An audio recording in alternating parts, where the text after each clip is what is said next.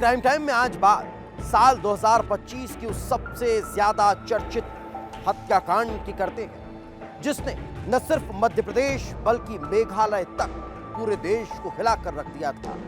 जहां हम बात कर रहे हैं राजा रघुवंशी हत्याकांड की, एक ऐसा हत्याकांड जिसमें नए नवेली दुल्हन ने अपने ही पति को मौत के घाट उतार दिया था। राजा रघुवंशी जिसकी शादी के चंद दिनों बाद ही शिलांग ले जाकर हनीमून के दौरान ही हत्या कर दी गई थी। कैसे एक प्यार के खातिर सोनम अपने ही पति की हत्या कर और कई दिनों तक छिपते छिपाते अपनी जान बचाती नजर आई।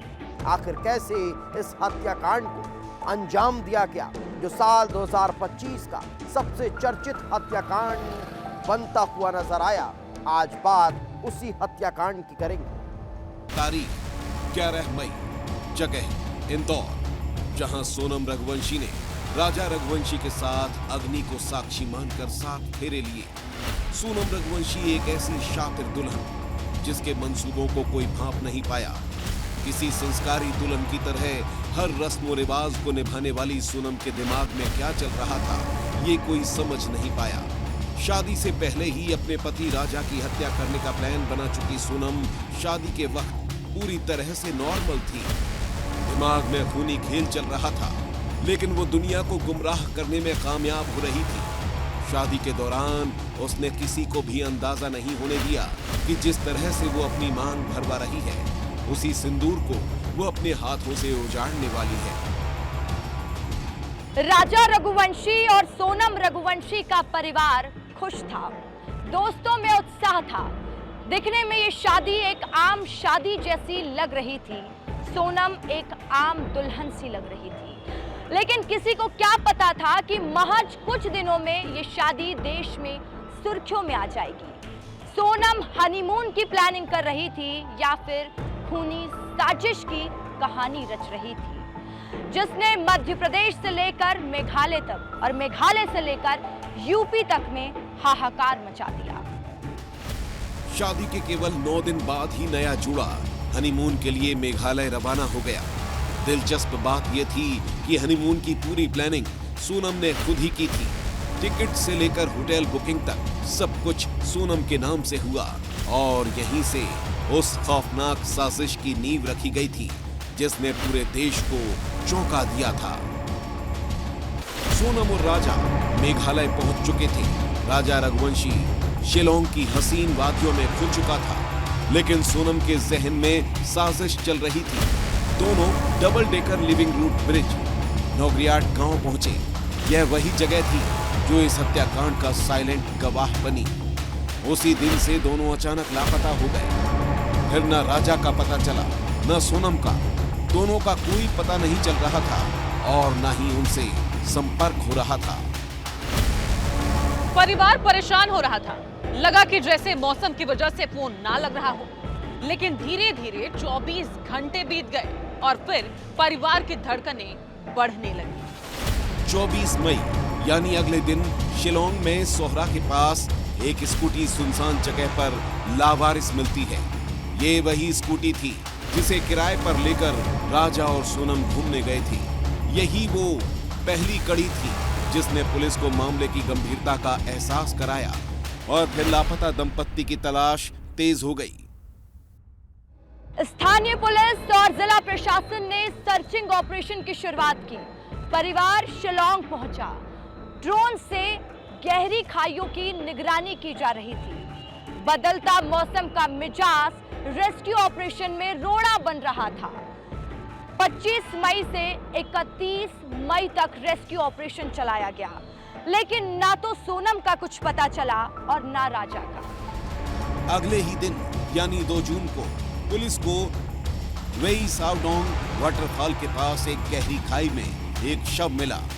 लाश की हालत बेहद खराब थी। पहचान करना मुश्किल था, लेकिन राजा के हाथ पर बुदे राजा टैटू ने उसकी पहचान पक्की कर दी। पहले लगा कि कहीं कोई हादसा तो नहीं है, लेकिन पोस्टमार्टम में सामने आया कि राजा की हत्या की गई है। राजा की मौत सिर में गहरी चोट और धक्का देने से हुई थी। लेकिन अब सवाल यही था कि सोनम कहाँ है? क्या वो भी किसी साजिश का शिकार तो नहीं हो गई। लेकिन पोस्टमार्टम में सामने आया कि राजा की हत्या की गई है। राजा की हत्या सिर पर चोट लगने और धक्का देने से हुई थी। अब इन सब के बीच में सवाल ये था कि आखिर अब सोनम कहाँ है? क्या सोनम भी किसी साजिश की शिकार तो नहीं हो गई? दिन बीत रहे थे, लेकिन शिलोंग से 1165 किलोमीटर दूर उत्तर प्रदेश के गाजीपुर से राजा रघुवंशी हत्याकांड के तार जुड़ने वाले थे। हाईवे पर एक ढाबा अमूमन 24 घंटे खुला रहता था।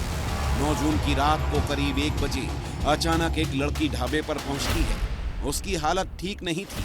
वो रोते हुए एक कॉल करने के लिए फोन मांगती है और जब फोन पर बात होती है तो पता चलता है कि ये वही सोनम रघुवंशी है जिसे ढूंढने के लिए मेघालय पुलिस जमीन आसमान एक कर रही थी। सोनम सुरक्षित थी, जिंदा थी और आशंकाएं खत्म हो चुकी थी और सामने आई वो साजिश जिसने हर किसी को हैरान कर दिया।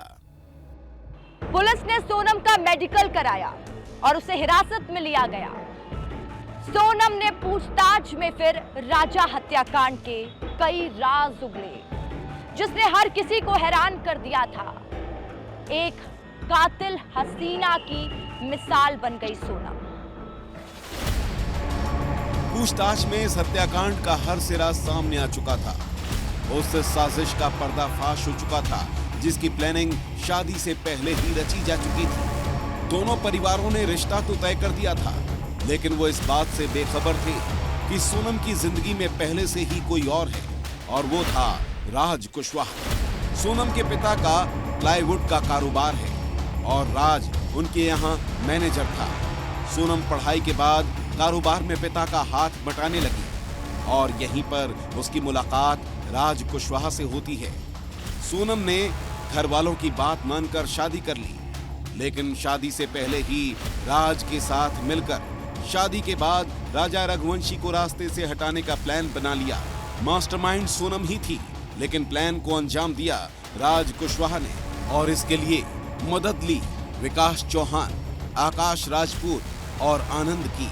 सोनम प्लान के तहत ही मेघालय पहुंची और सोनम राजा के पहुंचने से पहले ही हत्यारे विशाल, आकाश और आनंद पहले ही पहुंच चुके थे।